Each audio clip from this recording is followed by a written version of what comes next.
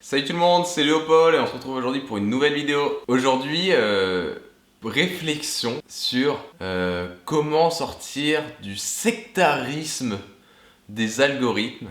Et donc voilà, le titre est un peu particulier, donc je ne l'ai pas précisé dans les autres vidéos, mais je vais le faire maintenant. Euh, L'idée de cette petite réflexion de soirée, c'est appuyer sur aucun fait historique. Enfin, j'ai pas de bibliographie par rapport à ce que je dis, je parle avec tout ce qu'il y a dans mon cerveau, donc je dis peut-être beaucoup de conneries, mais moi ça me fait plaisir. C'est une petite thérapie que je fais avec vous et je vous partage des réflexions personnelles. Et donc là, les mots sont un peu durs. Sectarisme des algorithmes. On se dit, ouais, il est devenu fou ce bon vieux Léopold.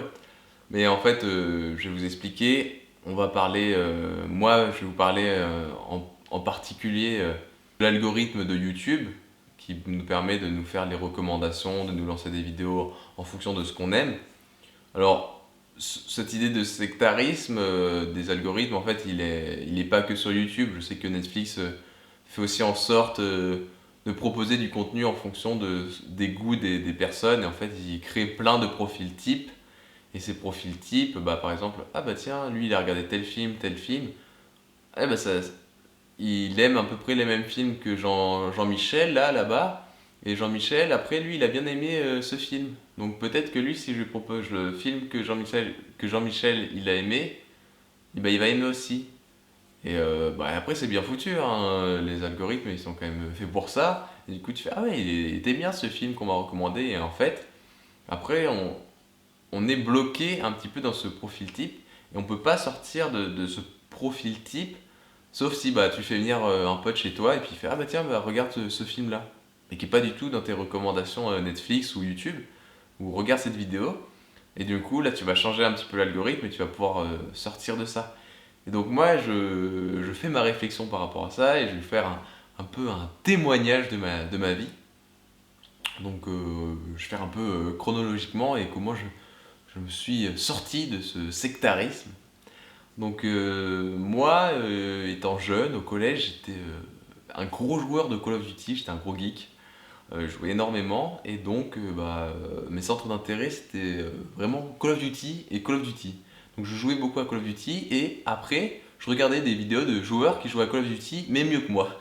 Et donc c'est ainsi que j'ai commencé à me abonner au premier youtubeurs liés à ça. Donc il y avait Wartech, Diablo X9, Bismode 3 et Monsieur le V12. Donc ça c'était le premier blog, donc je regardais eux, après des gens un peu autour de ça.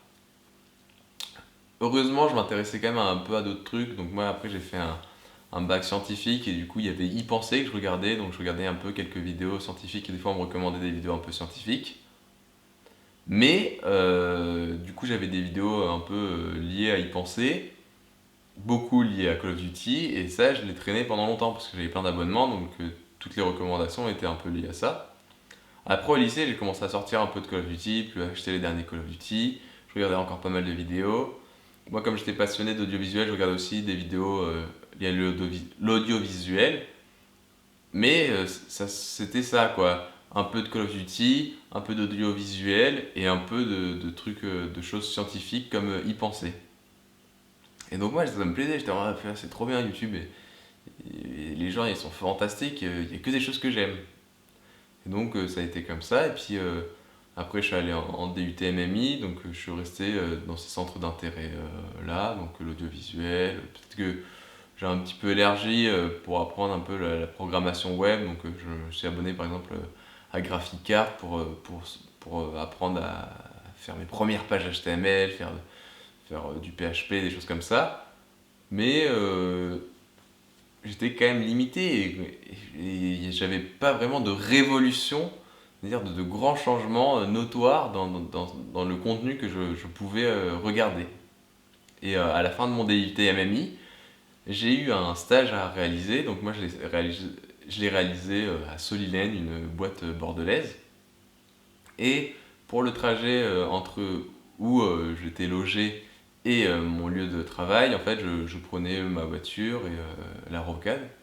Et donc, je me suis mis à écouter la radio. Donc, au début, j'étais tombé sur France Inter, j'étais content parce qu'il y avait de l'actualité. Et puis, bah, voilà, j'étais aussi intéressé par la politique, donc l'actualité c'était intéressant. L'actualité, la politique, je l'ai pas dit, mais c'était aussi dans mes secteurs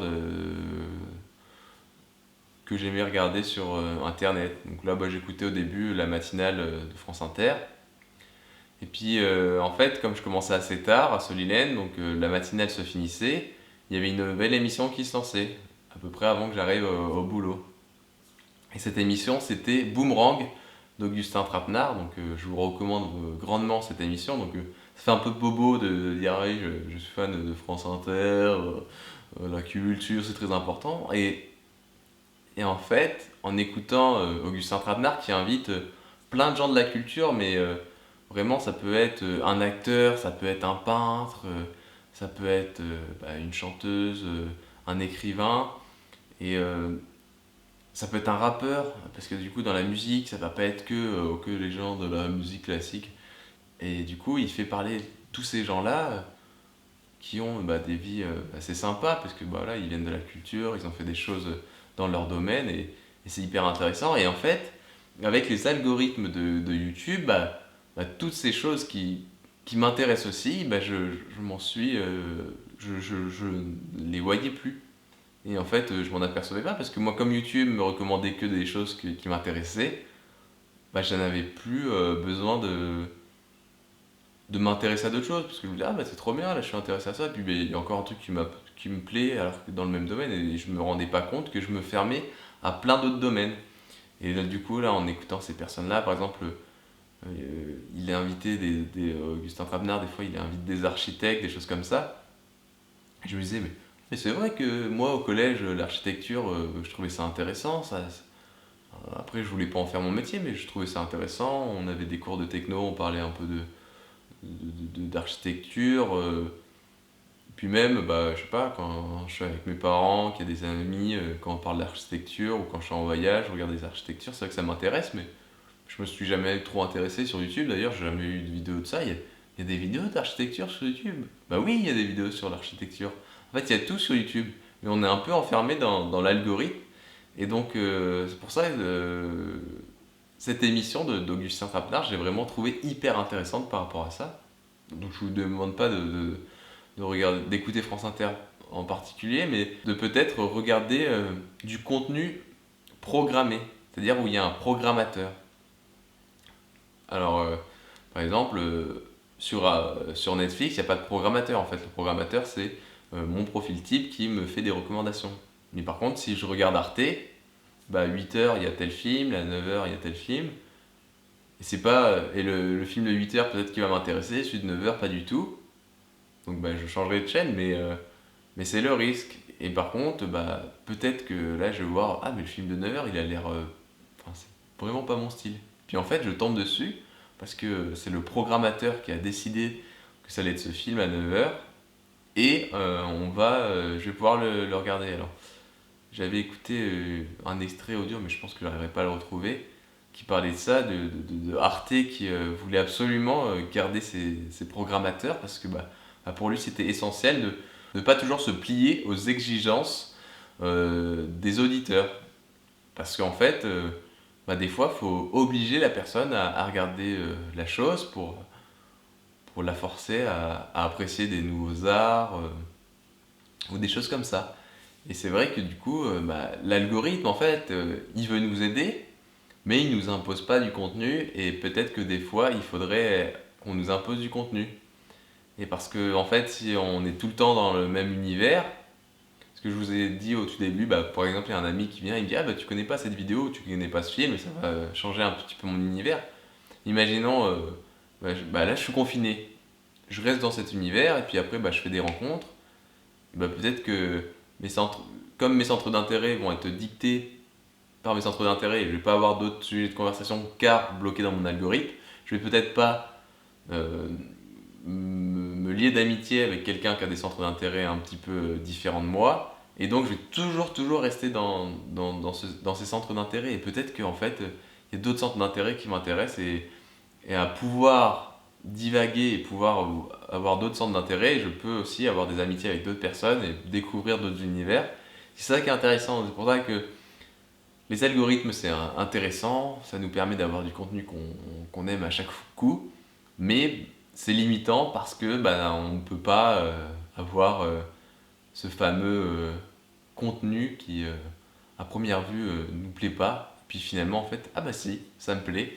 Et être imposé par un programmateur de contenu. Et ça, voilà, c'était ma petite réflexion. Donc je vous invite à trouver un média qui... c'est 22h30 qui sonne. Je vous invite à trouver un média qui vous impose des programmes pour vous ouvrir à d'autres centres d'intérêt. Donc voilà, c'est la fin de ma petite réflexion qui était quand même assez longue ce coup-ci. J'espère que cette vidéo vous a plu et on se retrouve bientôt pour une nouvelle vidéo. Salut!